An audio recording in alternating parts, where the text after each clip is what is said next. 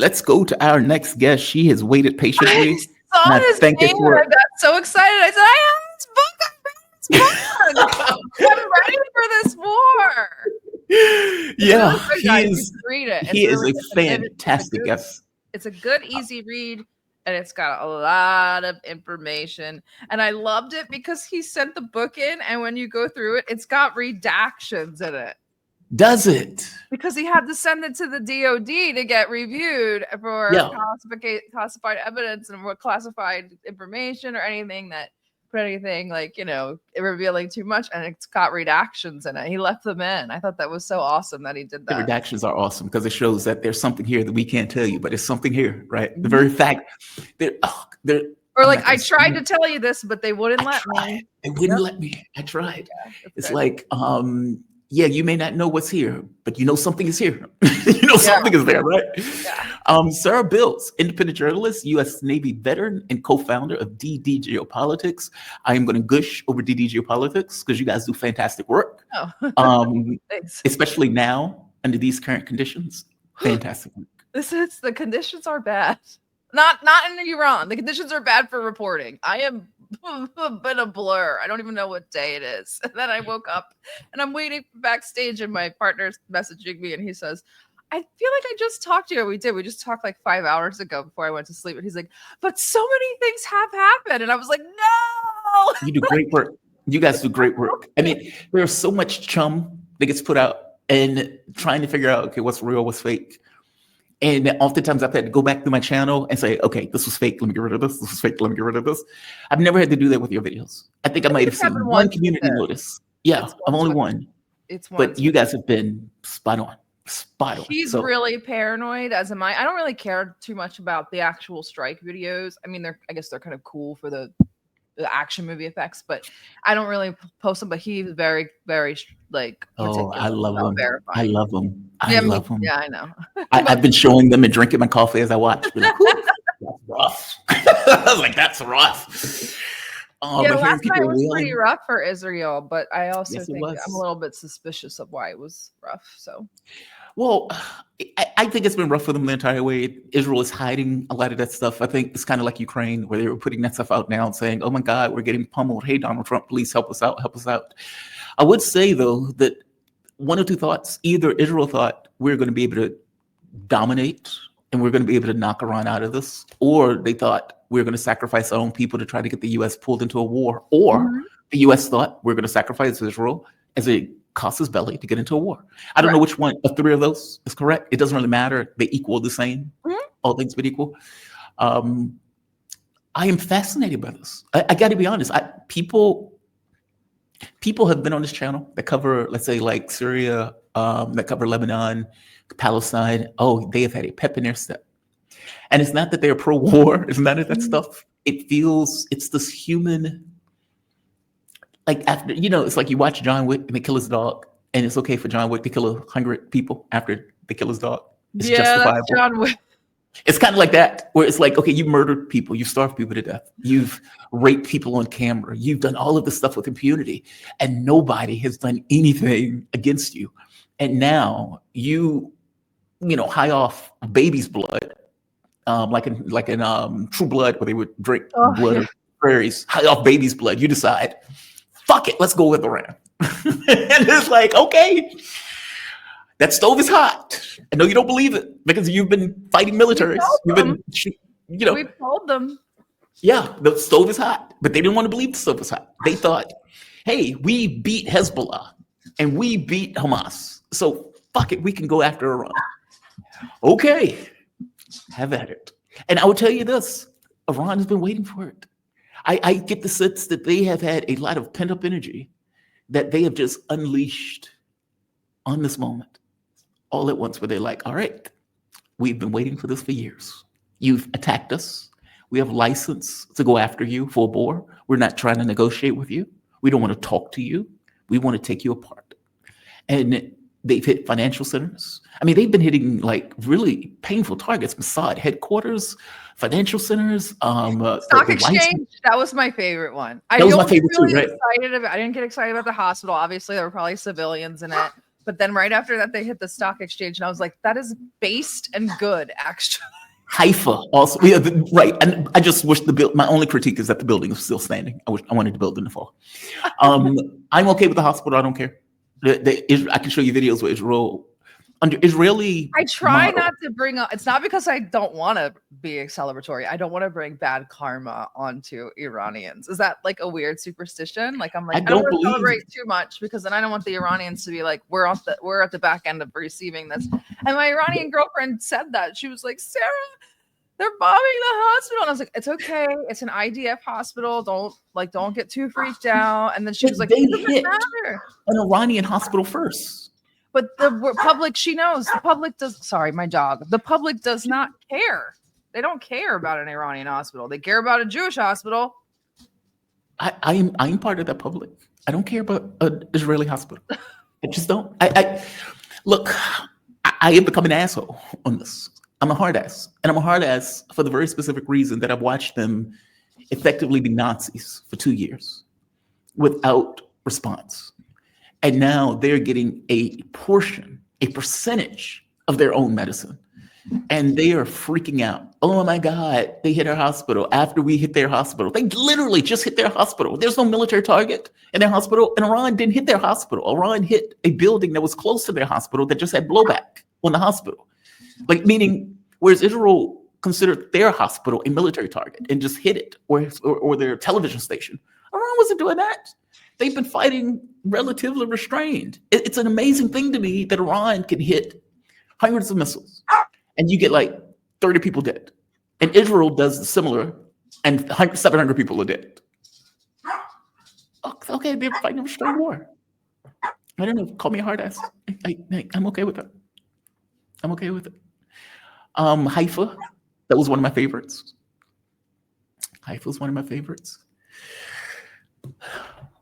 Uh-oh, something's going on. I think her dog is gone rogue. I think her dog is gone rogue. It's too loud. Yeah, but I'm listening. You're fine. No, you're fine. You're fine. No, I guess I'm saying I am a hard ass for a reason. It's not that I will be lemon light at the end of this.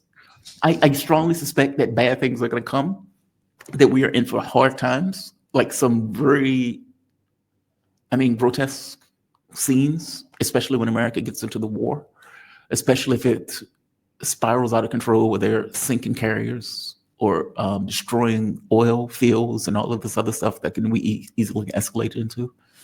I got to get your take on something. I got to get your take on something. DD Geopolitics, you were, I saw you going after people who were saying like, where's Putin? Where's Putin? And people were saying the same thing to Xi Jinping, right? Where's Xi Jinping? Where's Xi Jinping?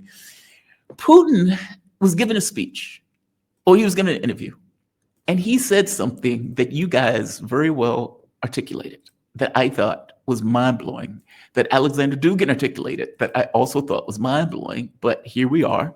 He said it himself, and I want to play it because I want to get your take on it. Предлагали нашим иранским друзьям поработать в области системы ПВО. Ну, большого интереса тогда партнеры не проявили. Ну, и все. Что касается договора, о котором сказали, о стратегическом партнерстве, там нет статей, связанных с оборонной сферой. Это второе. А третье, наши иранские друзья об этом и не просят. Что практически нечего обсуждать. I love the there's an element of that when Putin's talking where he hunches his shoulders. He's like, he was like, they didn't ask us for help. It's like, what do you want me to do? Give me a take on that. I was amazed by that. I thought to myself, I said, countries that don't work with other countries when they're fighting empire has a name. It's called failed state. I regret saying that, but fuck it. I'll go with it. I was amazed by that. What the hell are they thinking? What are they thinking? What do you mean? Iran doesn't want help. Iran has refused it multiple times. Iran could have had an ironclad defense treaty just like North Korea. They didn't want it. They have a doctrine of no blocks. We do not enter any military alliances. None. Not since 1979. So that's it. If you don't It's want the sad. help, you're not going to sacrifice. They're not thinking of it that way. They're not thinking of it the way that we are yet. They're not Yeah. going to say, I have to put boots on the ground because it's existential. Russia can't. Russia is going full throttle in Ukraine. I'm sorry, but you're not going to, not you, the general public, you're not going to get away with blaming Russia. The onus of this is on China. Sorry. What? Wait, you're gonna blame China? How are you blaming China? Why should Russia get involved?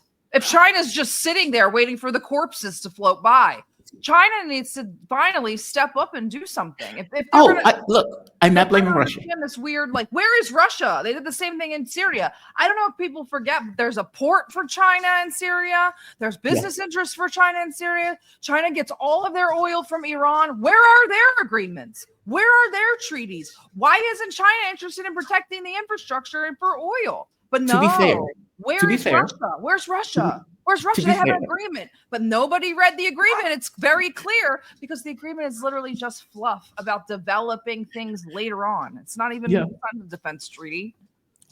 To be fair, China has been sending cargo ships almost immediately. Like immediately. As soon as it happened, they were like, this is outrageous. And they started funneling materials hand over fist into Iran. I imagine that China understands they are going after empire, like meaning they are trying to stop this multipolarity, and they're doing it through Iran because they couldn't do it through Ukraine. I hope so. I hope they realize that because I don't think Russia gets it because I just don't. I'm not understanding why they don't understand the gravity of what's going on. Wait, what you mean? You said, why do you say you don't think Russia gets it? Because they are going into Iran because they can't get to Russia through Ukraine. Agreed. It's very clear. I mean, this is like the Afghanistan scenario, not ours, Russia's or USSR. Sorry, guys. Yeah. This is like that scenario all over again. And if Russia doesn't realize that this is an existential war, even more so than Ukraine, then I don't know how to help them in geopolitics. But I don't understand what you mean by, okay, help me with this because I don't quite get it. They can't deter Russia and China via Ukraine. They can't get leverage over Russia. How are they going to get leverage over Russia and China? I know, but you just said that Iran did not want to be involved. Like they want to be non-aligned. How can Russia force themselves on Iran? They can't. That's where we're at. We're at an impasse. So either. So how are you blaming Russia? Like I'm not. You guys are. I am not blaming Russia. I just stuck up for Russia by saying their agreement doesn't require them to give anything to Iran. No, what I'm saying, okay, maybe I'm misunderstanding. Let's reset. I could have swore. Yes, Russia you did should say not that. get involved with Iran. Russia can't get involved. But then you said Russia doesn't seem to understand that it's existential. They don't. The both can be true. Russia cannot get involved. They are in Ukraine on their own. And Europe is saying, we're going to remilitarize. We want to fight Russia. What do people expect Russia to do? Right. Sure, it's important to them. Iran is very important to them. What do you want them to feasibly do right now? Without giving away the fact that they're not running out of surplus of military equipment either. So, which is why I'm confused with your statement, because it sounds like you're saying two different things. It sounds like you're saying they can both be true. It could be an existential war, and they cannot be able to get involved. Okay. If that's the case, so it's not their fault. Meaning they can't unless they're going to militarily invade Iran, which you can't get involved anyway. If the person doesn't want your help, how are you going to get involved? Yeah, where? Exactly. I am more confused by Iran. Like I am stunned by that. I got to be honest with you. I was stunned by that. Alexander Dugin said that, and I was like, "This guy's out of his mind. He doesn't know what he's talking about. There's no way."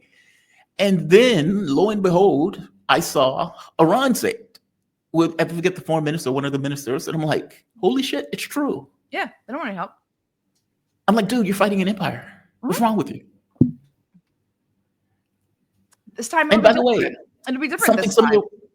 It's something similar with China too, where I saw this China analyst, and she was talking about how there were all of these contracts between China and Iran. Iran didn't want to go through with it because they wanted to make deals with the West, and so there was like leveraging anti-Americanism to their benefit, like all of this kind of weird stuff. And me, when I'm looking at it, I'm like, do you understand that there's a monster rummaging through the city trying to kill you?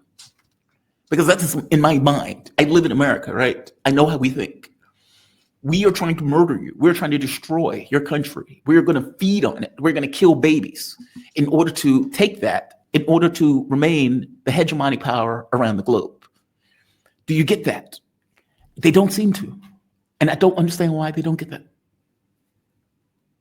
I mean, I'm not a Shia Muslim, but the ones that I've spoken to don't really care if they die for this. That there's that element.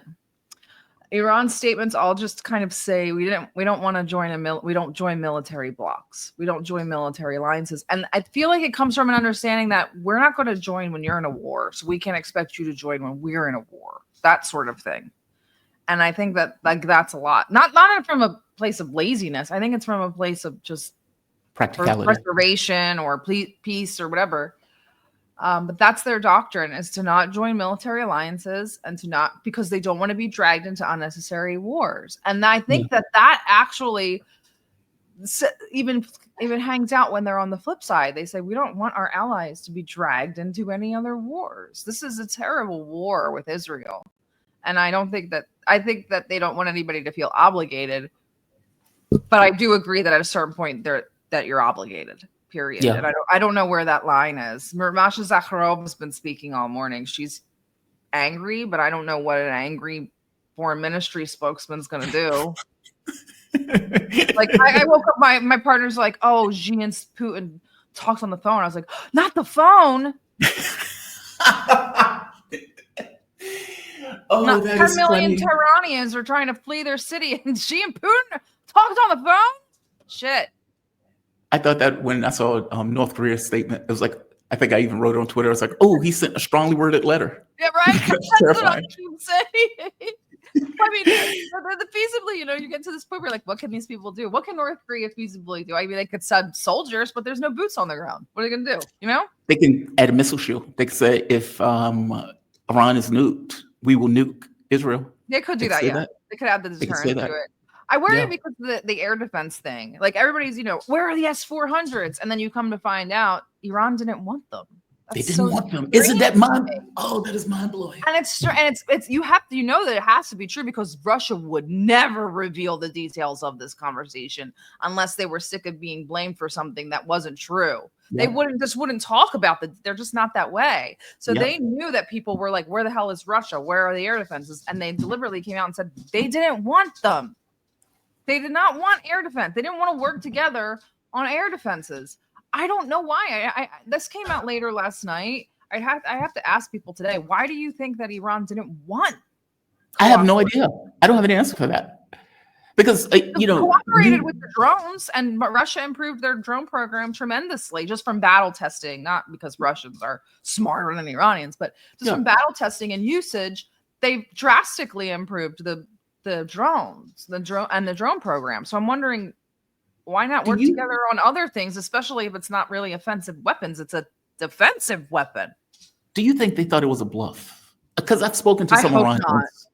There were some Iranians. And look, I tell you, I spoke to some Iranians and they were like, we don't believe that America is going to attack us. And I said, dude, you're out of your mind. I said, you're out of your mind. Last week, I literally said it on Sunday. I said, if the United States is not involved, it could be involved as soon as tomorrow. It will be involved by the end of the week. That's what I said. We're already involved. Yeah, I agree, but most people direct. Yeah. Definitely, we're not. We were involved the first night. Shut the hell up. We were giving them targeting, fuel, blah blah blah blah blah. But green light, all that stuff, filling them up with weapons before they did it. I guess my thing is the embargo lifted. Don't forget, Trump lifted the arms embargo that Biden had placed on Israel, so they could do this. Yep. I don't know what is in Iran's mind. I don't know if they thought that it exerts or allows control. But if they're buying S-400s, that just seems like good sense. Like for example, if you assume, like I did, that there's a monster that is obviously rummaging through the countryside, and the moment that Syria fell, they're coming for you. They've already indicated they're coming from you because they've taken down Syria, and they're just going from country to country to country, and now they're at your door. Well, I mean, you know that they depend on air power. That is their thing. They're not flying missiles per se. They're doing air power. They have a U.S. type doctrine. Why would you not have S-400s? And as you point out, as Putin said, they didn't want them. And my mouth hit the floor. I don't have an answer for that. I just don't. Short of maybe they thought this S-400s comes with control, that, you know, they would have to be trained, and they would have to have Russian assistance. Operators would have to be there for quite some time, yeah. You know, but, you know, I mean, why does that matter? Today, Israel bombed the power plant that belongs to Russia. So it's like, it's very frustrating. And I think that it becomes more frustrating when you have these Persians and Middle Easterners and Arabs saying, "Where's Russia? Where's Russia?" And it's like, where was Saudi? Where was Yemen? Where were they? Well, Yemen was obviously there, but it's like, what do you mean, where's Russia? This isn't our war.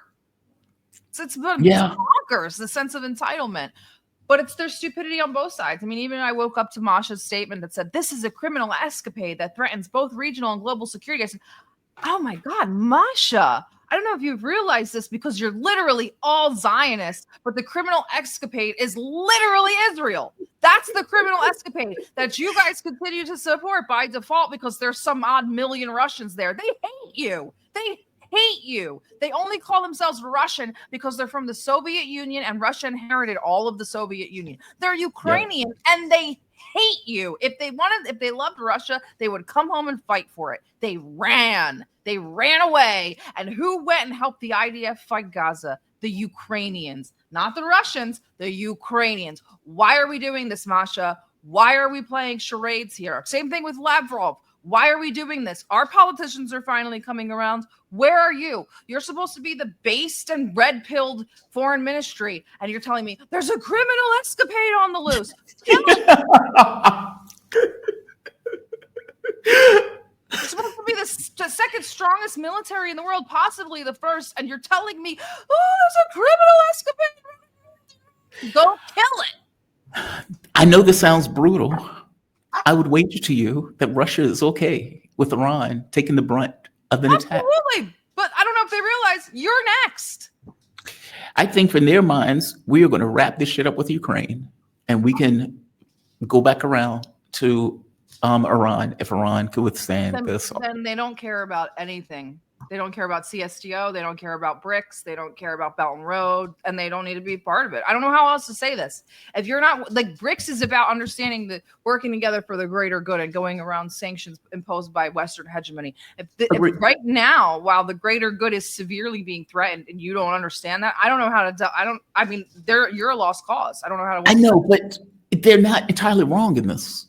Like, I am not blaming Russia on this, and I don't think you are, but. From their point of view, we have taken the brunt of empire for the last 3 years. The way that you're phrasing it is making it sound like they don't realize the severity of it. What I'm trying to say is that even if they do, they can't do anything. I see. No, I think you're saying, oh, Russia was fine with Iran taking the brunt. I don't think that they are fine with it. I just think that they. Oh, I see what you mean. Okay, let me change my framing of it because I'm imparting something in slightly a different way than I'm thinking about it. Okay. Russia's taken the brunt of empire for the last 3 years. And right now, all eyes are off of anything. Ukraine is getting torched. I got what you're saying. So it gives them a little bit of a reprieve. But they don't need it. And that breathing room allows them to wrap up. They don't need the breathing room. They move the air defenses from Ukraine to Israel. That's why they're pounding Ukraine, not because the focus is away. Just keep pounding them. What does that have to do with Iran? But even those air defenses wasn't stopping what was happening to Ukraine. They were taking Ukraine now they're getting absolutely pummeled. They've transferred the air defenses earlier this week, and that's why Russia went bananas on Kiev. Yeah, because nobody's paying attention also. All their focus is on the Middle East. They don't care about that. What do they care? They report everything. I mean, they don't care. They are going faster, though. I think they are pushing up faster. I don't know if this is in preparation to wrap it up and try to save Iran or try to save. I mean, these people, I don't know if they realize this, but the moves in Panama, the moves in Syria, all of the moves in Sudan, all of this is to ruin Belt and Road. I think they do. I guess China's like, I guess I'll just take another 1,000 years to do it since I've been around for 5 of them. Like, it's like this eternal patience of, our time will come. It'll get there. It's funny. I've had this conversation with Karaja, and I've had this conversation with another Asian reporter. And they're far more serene than I am. They're far more serene. And they're like, yeah, we believe in Go, and we believe in surrounding our opponents. And I'm like, I'm like, dude, there's a monster at your door. You realize they're trying to kill you, right? Like they're trying to destroy this notion of multipolarity. Iran is the source of that. Your energy production. They don't care about your patience. They are trying to stop. They're trying to strangle the baby in the crib.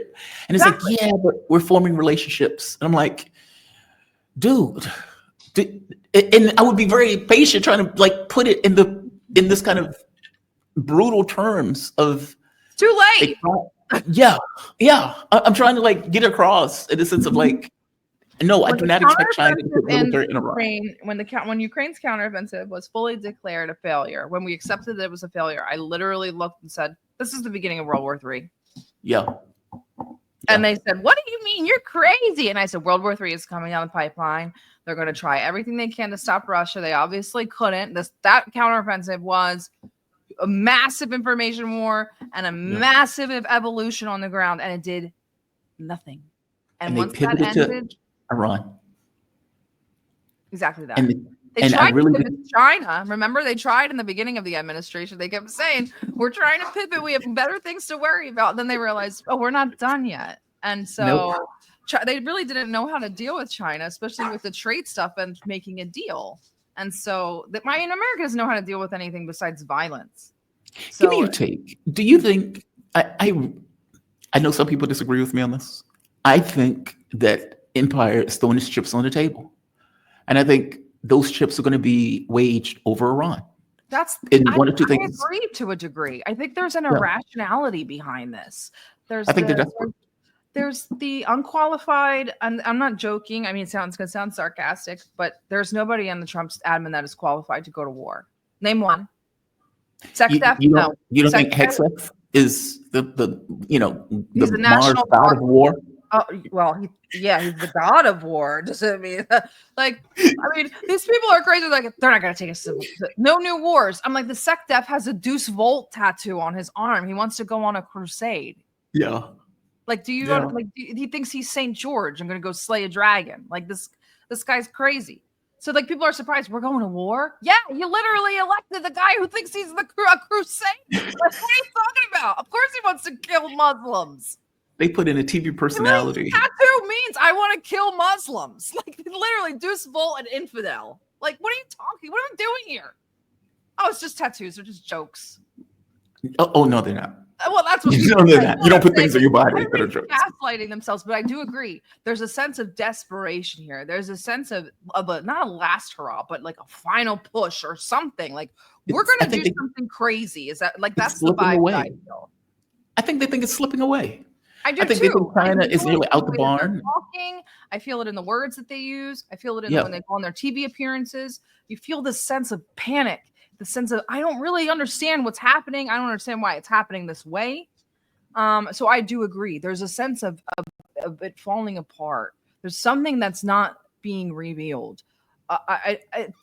That's what really worries me about it, is that the people that we have trust, I don't trust her, or I don't like her, but maybe I trust her. Tulsi Gabbard. She was somebody that people really hung their hat on. Came out last week or a week or two ago and said, there's no evidence that there's any development of nuclear weapons in Iran. Right. Period. 2 days ago. And she put out another video. Defeated. Right. Yeah. Defeated. Completely defeated. She said, I agree with she said, I'm going along with what Trump is saying. Like, I'm going along with the plan.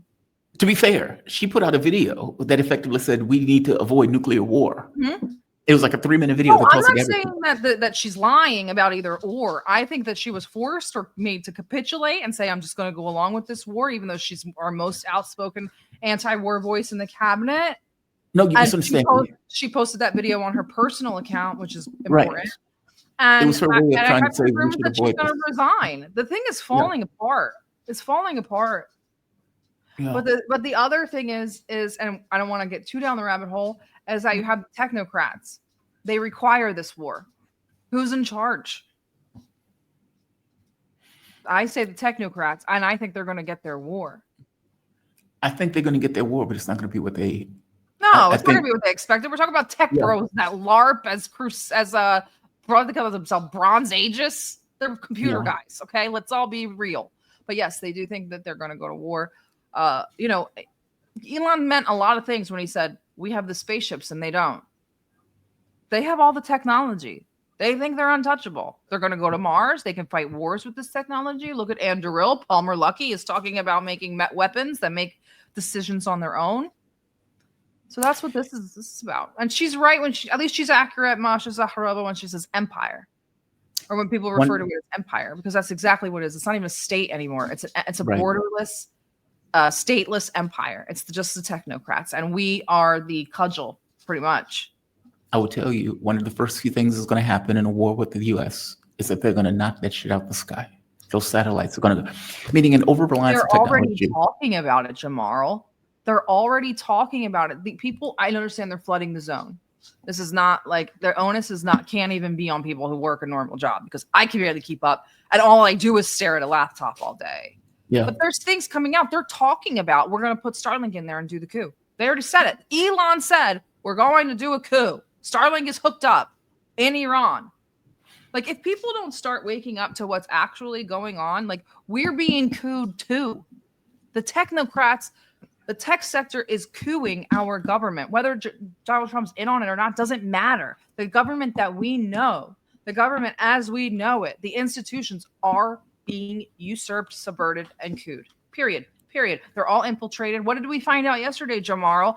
That Palantir runs the software the IAEA uses to inspect Iran. Which is why they pulled out of that nonsense. Too late. Well, it's not too late. I know that not too late on Iran's part. I'm saying it's too late in general. How nobody even knew. They were using Mosaic since 2018. Who else has the IAEA been inspecting since 2018? I don't know. Zaporozhye power plant? I mean, these institutions can't be trusted. I mean, like, I think that was the point, Jamarl. Yeah. They eroded all of our international institutions. We don't trust the ICJ anymore. We don't trust the ICC. Israel spent 2 years discrediting the UN. We don't trust them either because they didn't do anything for Palestine. And now we're hearing the UN is running Palantir software to check on MPT sites around the world to keep them, to keep them in line for America. And, even the Russians came out at one point and said, and it's my fault too. I missed all of this. I didn't know that Palantir was involved with the IAEA, but it was Russia who came out and said there's false positives. These are dirty tests. And Iran had not had a violation in over 20 years, ever. Never had a violation. Since 2018, they've had 60 surprise inspections. And then March 31st, they violated the agreement. Maybe I'm more cynical on this than you are. I don't believe there's international law. I don't believe in any of these international laws. No, I don't either. But that's what I'm saying. This is showing. All of this stuff kind of shows. And that's a lot of the reason why the technocrats are doing it this way. They're showing the anarchy. But I prefer them to show the anarchy because it's honest. But like when Mike Flynn comes out, control it at the end of the day.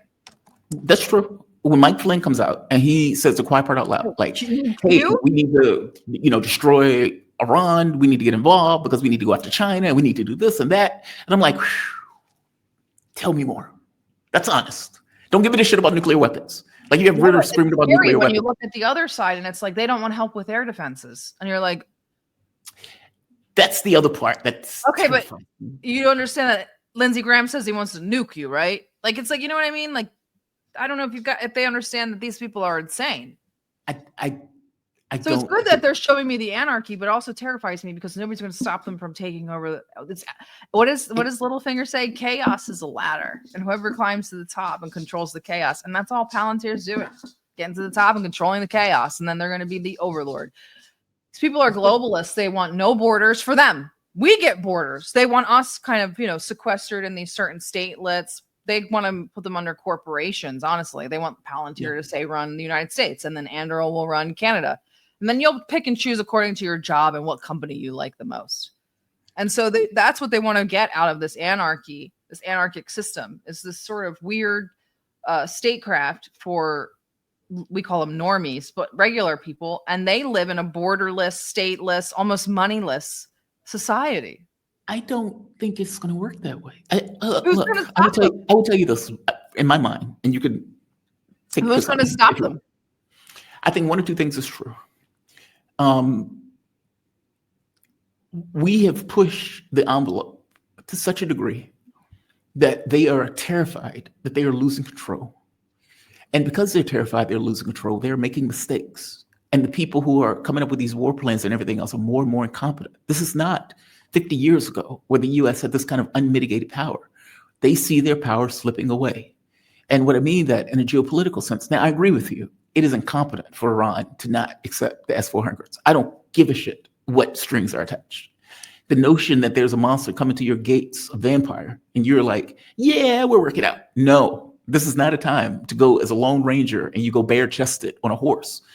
You need to have friends. And those friends need to work in coordination to understand that Western powers, these guys are, they're doing everything in their power to cling on to power. They believe that if we just let things go the way they are, we will lose.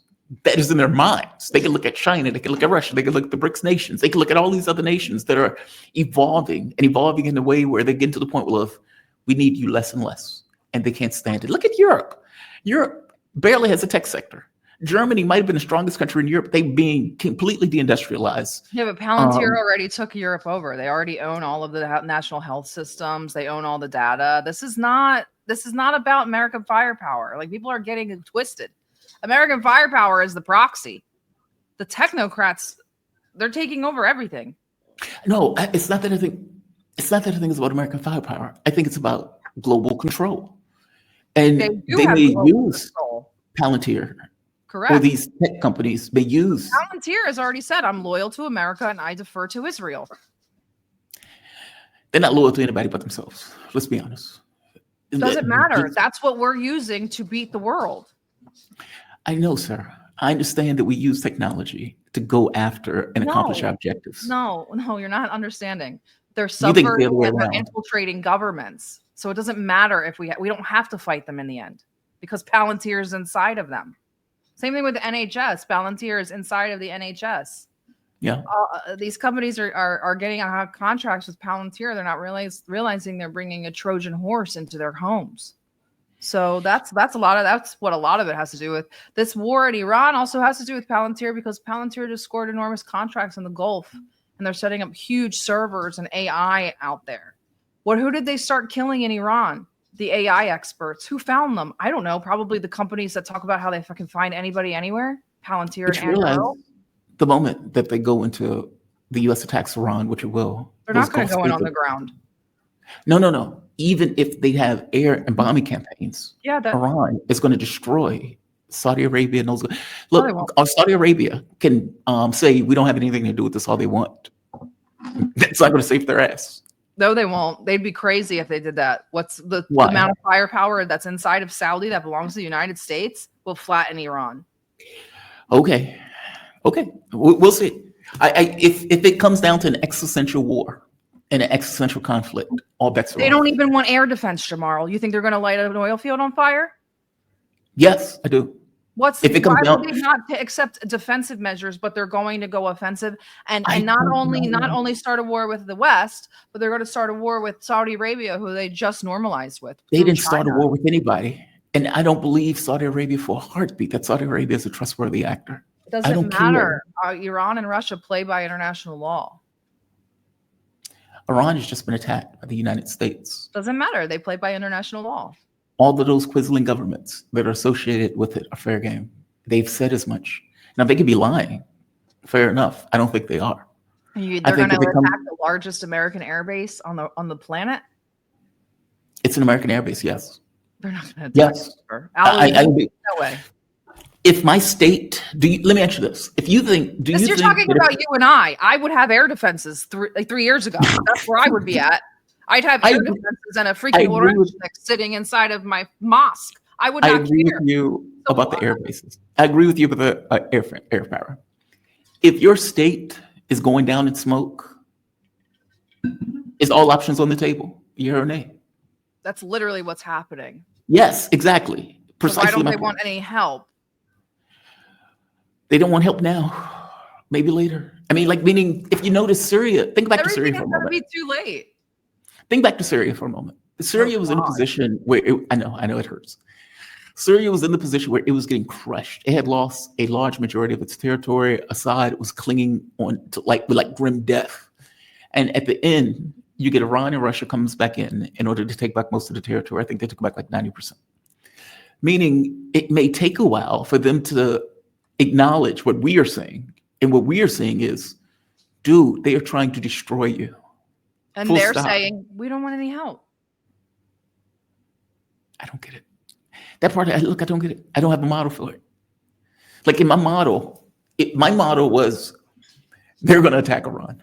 They're doing everything in power to do so. This was going to happen. My model said Iran is going to destroy Israel, or the very least hurt them greatly. My model said the U.S. hurt them, but I have my suspicions, honestly. Last night is very suspicious. Very suspicious. What do you Especially mean? understanding as a war reporter or somebody that's reporting on this conflict, the immediate crackdown on Israel over the last 72 hours was severe. We're used to those sorts of media crackdowns in Israel. In Ukraine. We understand how these things work. We watched the videos, we saw the edicts or whatever you want to call them, rules. It said, basically loose slips sink ships. It's very hard. For the one day, not yesterday, might have been the day before, I was having an incredibly hard time verifying things. Nobody could geolocate anything. So we weren't really posting any of the booms. We could only verify one. So I posted one.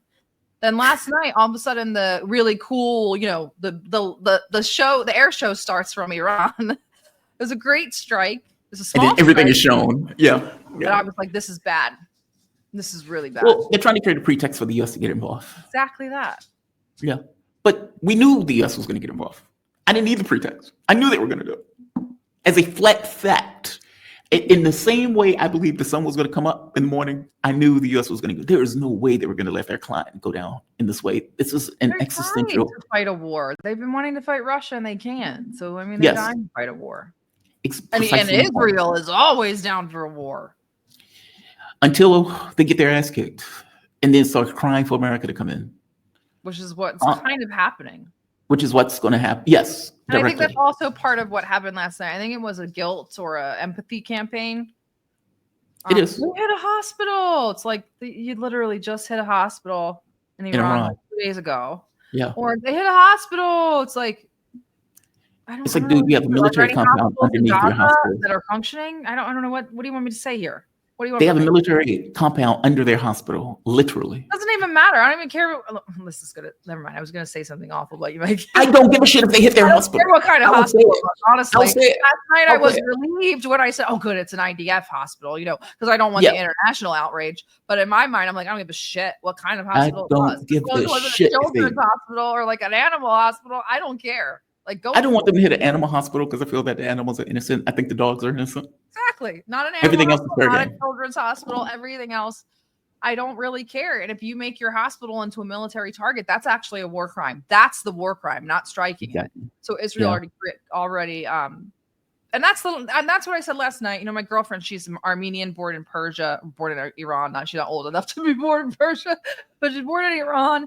Very attached to the place, very, very attached to the place, and she's understandably extremely worried. And when they hit the hospital, she was losing her mind. And I was like, it's an IDF hospital. It's an IDF. Like I had to so I think that's the narrative we need to make, not narrative, but that is the understanding that we need to keep pushing. This was an IDF hospital by international law. It's fair game. Iran and other countries like them follow international law to a T, and just, keep it clinical and non-emotional. Well, clinical, no pun intended, but non-emotional, and just say this was a legitimate military target.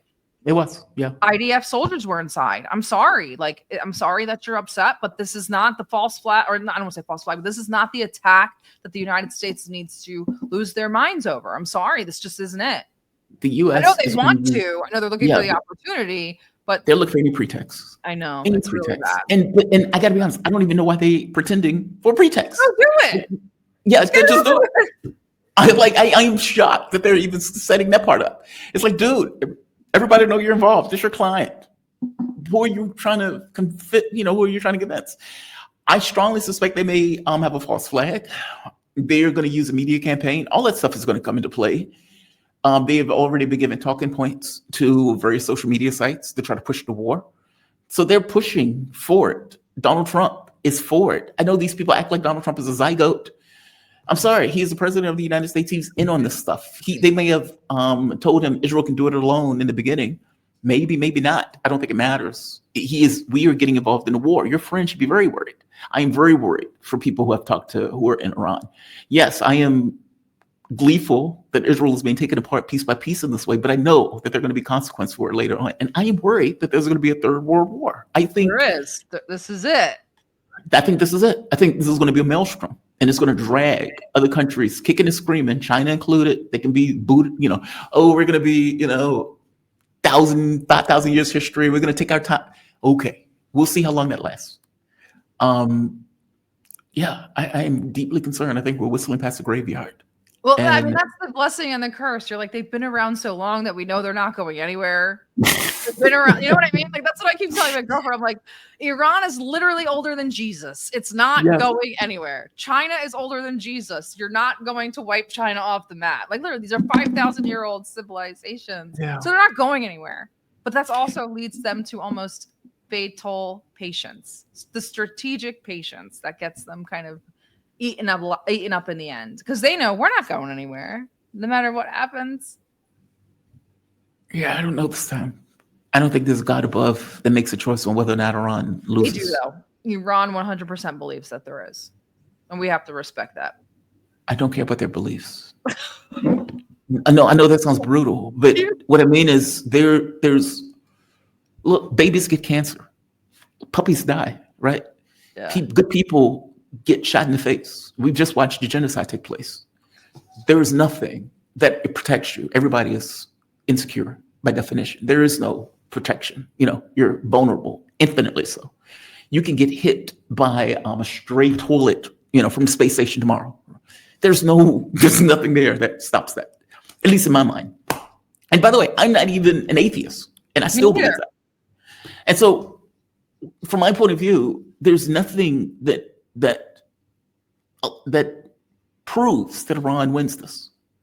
And even if they do come out of this, where they can deny the enemy what they want, kind of like Yemen, where it's like we've denied the enemy what their objectives, that's still a cost.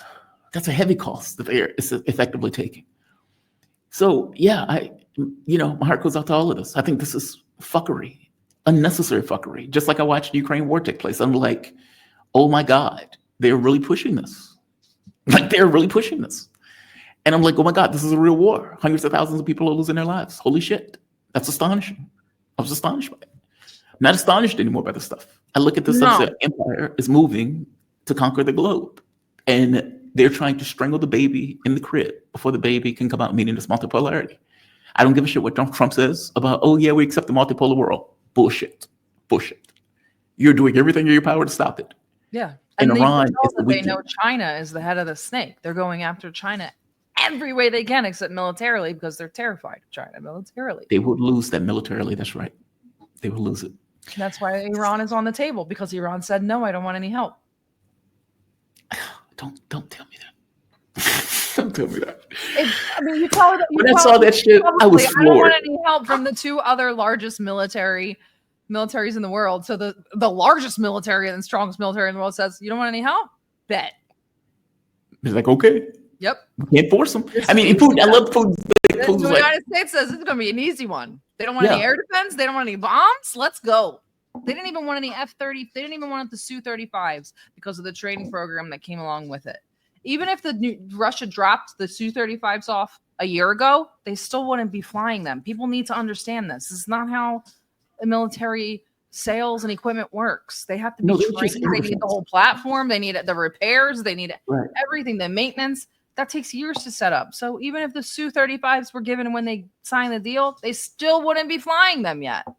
For me, the issue is air defense. Russia has the best air defense on the planet. And I was listening to this military analysis. They were pointing out, it was like the U.S. just doesn't believe in it. They think they're going to have air superiority in every conflict. So they didn't necessarily invest heavily into it, that they're decades behind Russia on this. Russia has like layers upon layers upon layers upon layers of air defense. That seems to be the model if you're Iran and you're dealing with an enemy that primarily uses air, like meaning planes. You would think that would be the thing that you're especially when you don't have an air force to speak of, so you can't establish air dominance superiority, or anything.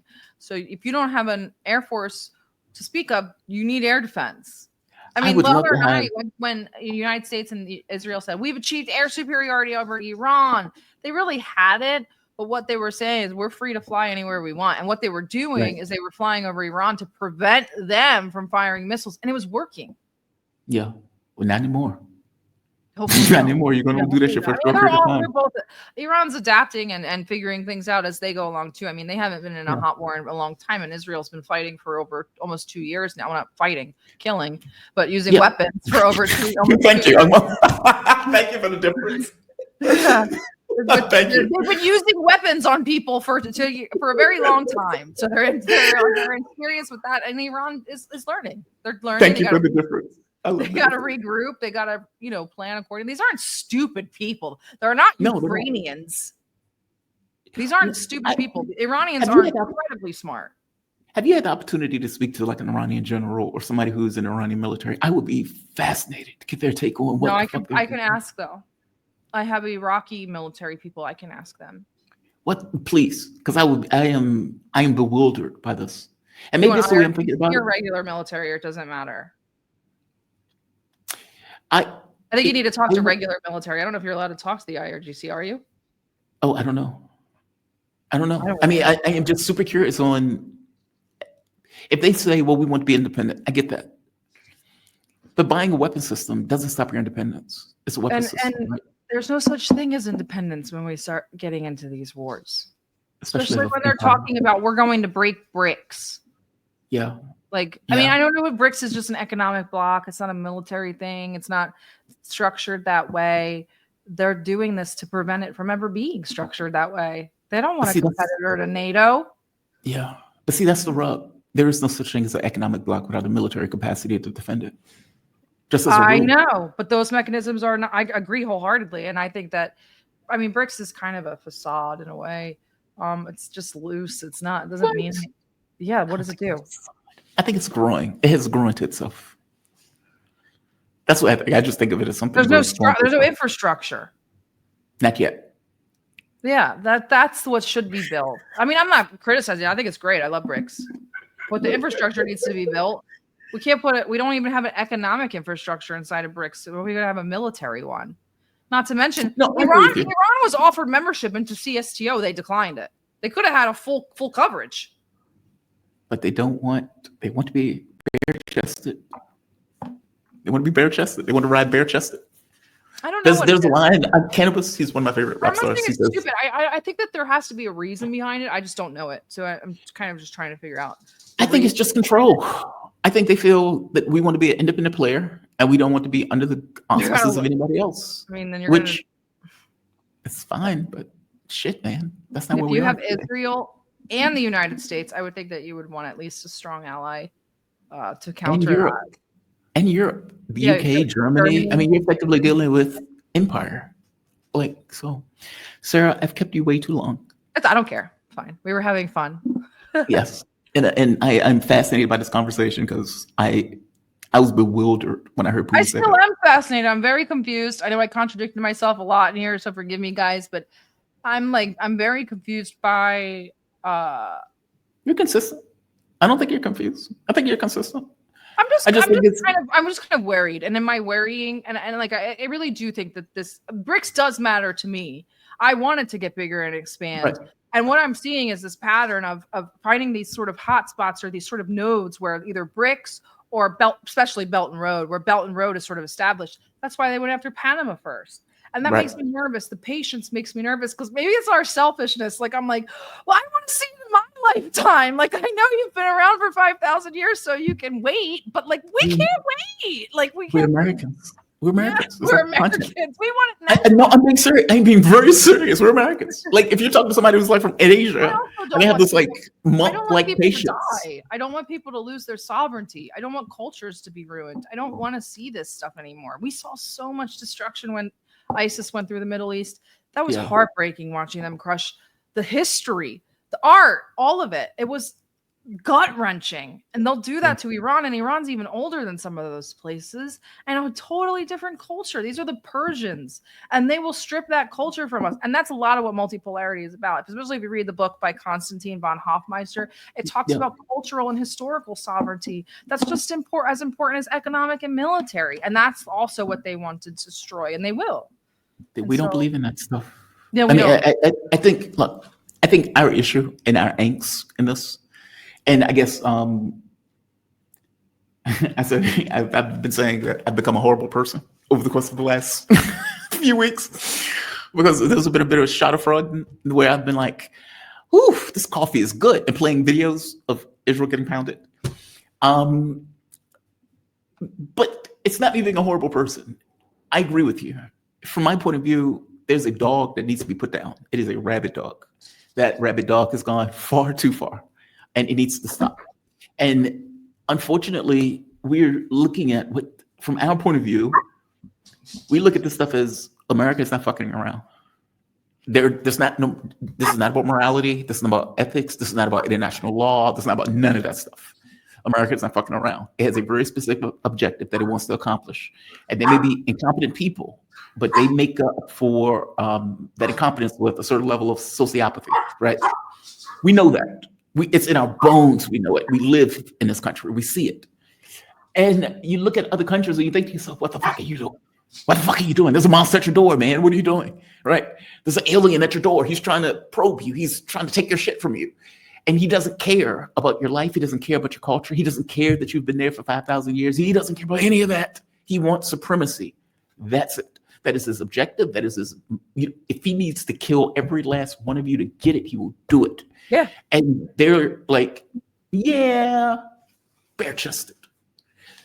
This is not the moment to be bare-chested, right? I need you to wear some armor. And I need you to have a nuclear shield by other countries that are willing to say, we will destroy you if you fuck with them in a nuclear capacity. If you want to die from nuclear oblivion, we will do it if you nuke them. Meaning you're going to have a fair fight between proxies. There's a reason that the United States or that the U.S. has been hesitant to get involved in Ukraine, because they know the world will die in hellfire, if so. Well, Israel or Iran doesn't have that nuclear shield. They don't have that nuclear option. And so the US can casually say, well, we'll get involved. Okay, well, that's a problem, right? If Russia was backing Iran purely as a proxy, as China was backing Iran, then it's a fight amongst proxies.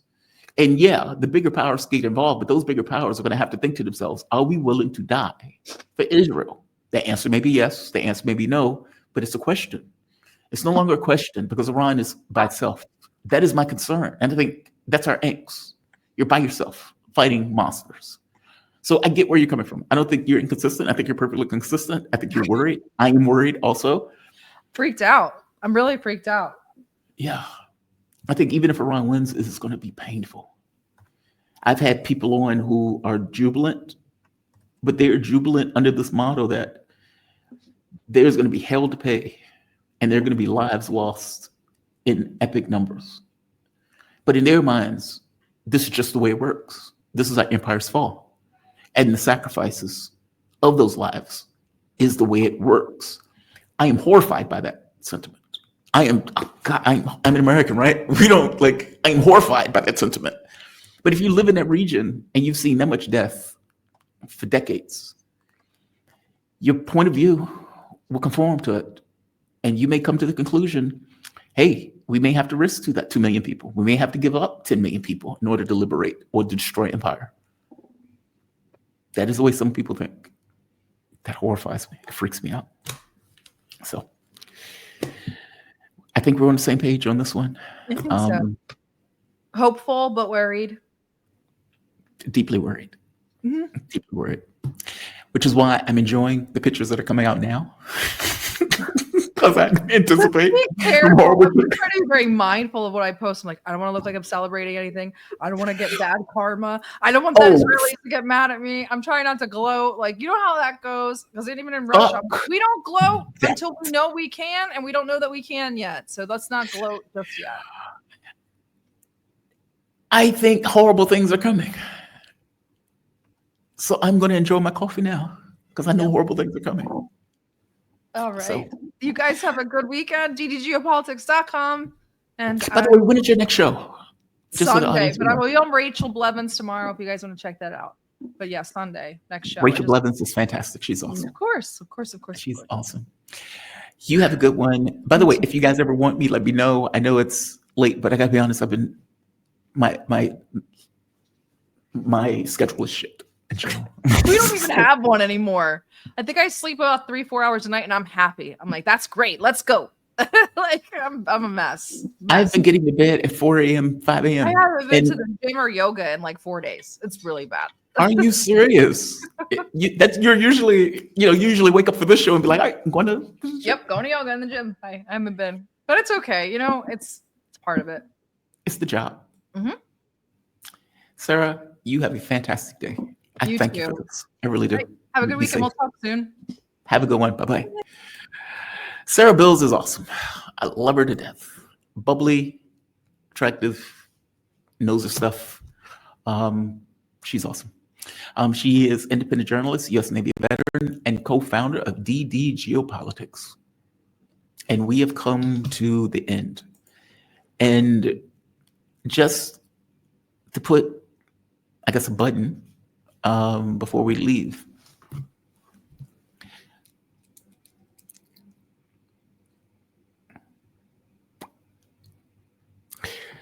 It is